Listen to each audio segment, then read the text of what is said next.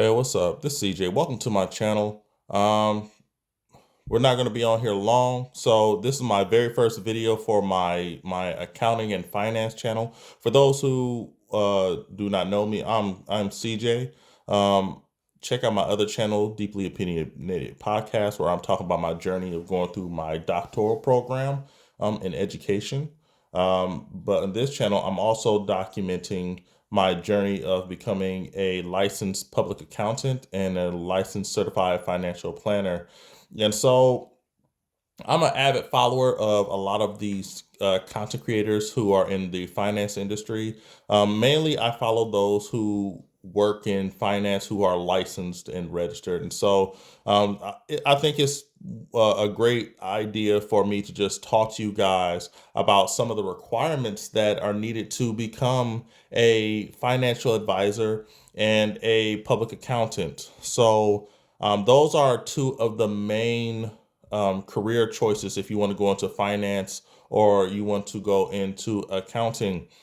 Oftentimes, if you are going to somebody about money advice, you're oftentimes going to go to somebody who is technically a licensed financial advisor or a licensed public accountant. Okay, they're one of the two, or there are variations of the two. Right, it's finance and it's accounting. Okay, and then you have other subsections that really don't really work with the actual customers or the public per se.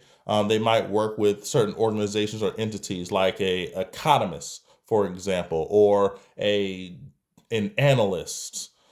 They may not actually sell or provide a direct service to the everyday client on the street, but they might work for a business or work for someone who needs market research to be able to perform their business or their business structure correctly.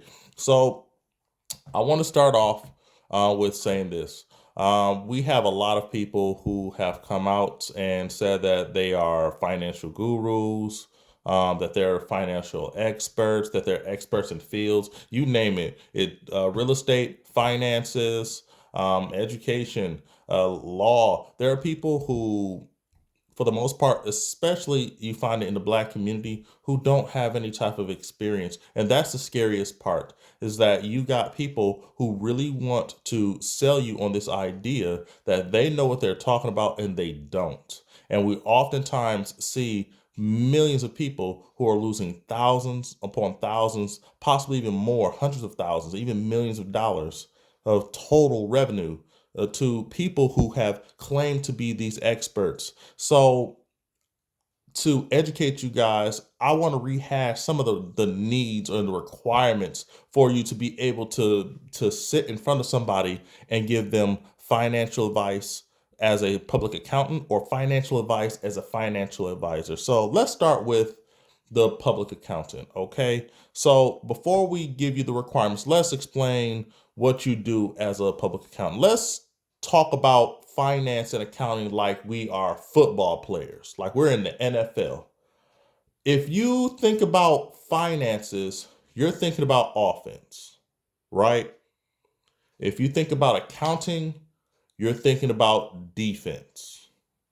If that makes sense, it gives you a perspective of a defense. They're trying to do everything they can to protect your money, to prolong your money. That's what an accountant does. So they look at what you have done in the past and make sure that you can stretch that money out up into the future. That's what an accounting does. So you have a business or you have a job, you have a savings account, you pay taxes every month on some of your expenses. So the accountant looks at what you spent, and then by the time tax time around, what can we do so you don't pay as much taxes? That's one of the main functions of an accountant because they're licensed to really do tax work and accounting work. They also do auditing. That's one of the biggest things that an accounting does. An auditor is someone who looks to make sure you're regulated. You're properly regulated with your money. You're properly spending your money the way it's supposed to be spent. That's what an accountant does. So if you say that you own a ice cream shop, then the accountant is making sure that everything that you are spending on is reflecting an ice cream shop. He's making sure that if you have an ice cream shop, you're not spending money on bundles of hair for a hair business. He's making sure that it's all separate and that it is all accurate and equal, right? Making sure that the money doesn't look funny, right? Why is that important? So CPAs are often the unseen gatekeepers to the larger part of the business world. So let's say if you want to take your company public, for example, sell your company at under stocks and bonds, right? So you can raise more money to generate more business, to generate more profit, et cetera, et cetera. Well, you have to go through a CPA. You're going to have to go through a CPA one way or another because someone has to audit your financial records. Investors want to see what you have done under your business structure, right? You cannot go public or get people's money if you don't have a proven track record of your business concept and that is generating money and that you are able to manage your money properly. If you cannot show that you are making money off your business concept and that you can scale it or make it bigger and you can manage the operations or the finances of your business so you're not running out of money, there's no way that you're going to get anybody to take you seriously in the larger realm of business. So that's why you need a public accountant because they have more of that defensive structure for your business. They're the ones that's going to protect you from the BS financially, right? Other than an attorney. So let's go deeper into that. So let's start off with this. What do you have to do to become a certified public accountant? Now, there's a public accountant that might just do all of the actual dirty work. But to become a certified public accountant where you can actually legitimize financial documents and financial statements that can be seen by businesses, by the court of law, and be recognized as official documentation, the first thing you need to do is almost like going to law school. You got to go to college. There's no way around it. You have to go to college. Um, most states require you to have between 120 to 150 credit hours from a college. Well, if you want to understand how to navigate the credit hour system, check out my other channel, Deeply Opinionated. I talk about that in length. So you need 120 to 150 credits to just get through to start your journey as an accountant. They also require you out of that 120 to 150 or in excess, you need an additional 20 to 25 credits of accounting hours. That equates to about 8 to 10 accounting classes, right? So, long story short, between that 120 to 150 credits, I recommend that 8 to 10 of those classes all have to do with accounting. They want to see that you understand the structure of accounting or how the actual fundamentals work, right? Next, after you get all your credits, right? You have to register with an accounting board with a state to begin preparing for the certified public accountant exam. It's just like law school. There's a bar exam for law school. There is a version of the bar exam for accountants, right? You get your education, you then take the exam. Now, the exam portion gets very expensive. The study materials needed for the CPA exam is very expensive, and the actual registry is very expensive. You can spend almost $5,000 alone just on learning materials. One of the top learning materials right now is called the Becker program. So Becker is a program that really is really used to study the CPA exam and to make sure that you are prepared to take the CPA exam, right? Costs $5,000 just to get the premium stuff. There's cheaper versions of it, but if you want the good stuff, you pay $5,000. No questions asked, right? You can pay hundreds to thousands of dollars just to register for the exam, right? You have to register for the exam, you have to stay and pay for it, and you have to take the exam at a certain time. Please understand, there are 4 exams as far as in the state of Michigan that you have to take, and all of them cover different aspects of the CPA lifestyle or the CPA world, right? There's a lot of policies, a lot of fundamentals about accounting management, but make sure that you understand the rules and regulations, right? And you cannot take them all at once. So you'll take one exam, you get through, you pass or fail that exam, you got to wait till after that, and then you can register for the second exam, so forth on. But once you get through all those exams, then you have to get your service hours. So not only do you have to get the education, you have to pass the exam, you got to get some time in. One of the biggest philosophies or the biggest saying that I've heard in careers that involve years in it or time in it, you got to get time, right? When I was a corrections officer, one of the biggest things that the senior staff used to tell us is that in order for you to get respect or get some type of acknowledgement in this industry, got to get some time in. Doesn't matter if you're a sergeant or a lieutenant. If you don't got the time in, they're not going to respect you. The same thing needs to be said about accounting industry. If you have not served in the industry for more than a year, people are not going to find you respectable. And that includes myself, right? Right? I'm telling you about my journey, and I'm telling you what it takes to get to that point. But please remember, there are guys who have been doing this for decades, 10, 15, 20 years, right?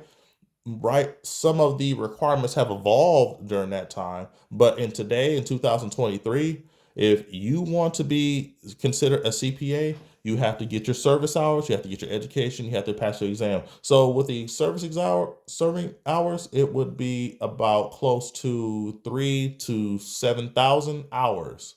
So that equates to about approximately one year, a year and a half, about 2 years, right?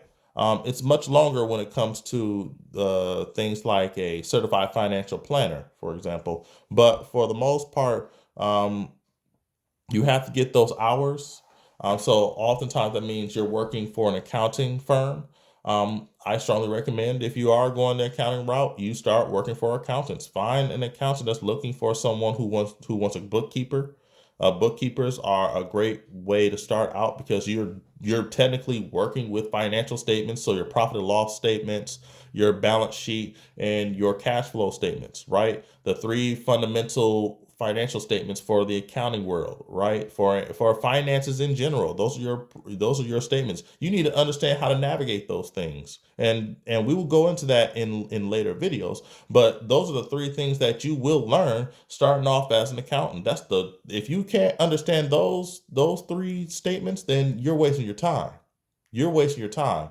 If you can understand those, you might have a chance in the industry. But beyond that, those are the requirements to just get started in the industry. And the remaining portion is continuing to just get that time in, working with clients, building up your reputation, and then every few years you maintain your continuing education requirements, which means you take updated education to refresh your standard knowledge of the industry and pay your fees, right? Which, if you're in the industry, that would be pretty easy. But beyond that, when you become a CPA, the sky is the limit, right? Right? You have limitless potential in the finance industry. It's a very respectable program. But let's get into financial advisors. Financial advisors. So remember, we're taking the concept from a football team. So this is more so of your offense. You're taking more risk to get more money, right? Yes, you want to acknowledge the rules, the regulations, but you want to find ways where a person can get more money without putting them in legal or financial risk. That's the job of a financial advisor, right? So the financial advisor, I will say, it's not as difficult as a CPA, but it's difficult, right? With a certified financial planner or a financial advisor or an investment advisor or a stock broker, trader, um, anybody in those realms, there are a cluster of licenses that you will need.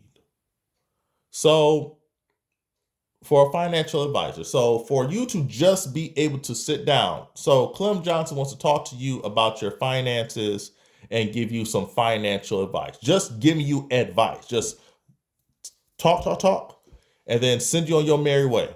I don't do nothing else for you. There is an organization called FINRA. FINRA is an exam organization. They require you to take exams, or the state in which you want to register, you have to take an exam through those. So let's say if you just want to talk, then you need to get your Series 65, right? For those who follow my channel, there's a gentleman by the name of Pocket Watcher with JT on YouTube. Very, very well known. He is a certified financial planner. His license as a certified financial planner is an equivalent to a Series 65, right? He is allowed to talk to you about general financial advice or investment advice or accounting advice. The only thing that he's not able to do at that point in time is sell you stocks, buy stocks on your behalf or sell stocks on your behalf. He can't actually go in and do that. He can talk to you about that stuff. He can talk to you about insurance. He can give you insurance like, hey, I recommend that you get this type of insurance. But he himself would not be able to actually, with that license, purchase the insurance on your behalf. He will have to go through a third party and say, hey, go and talk to this person.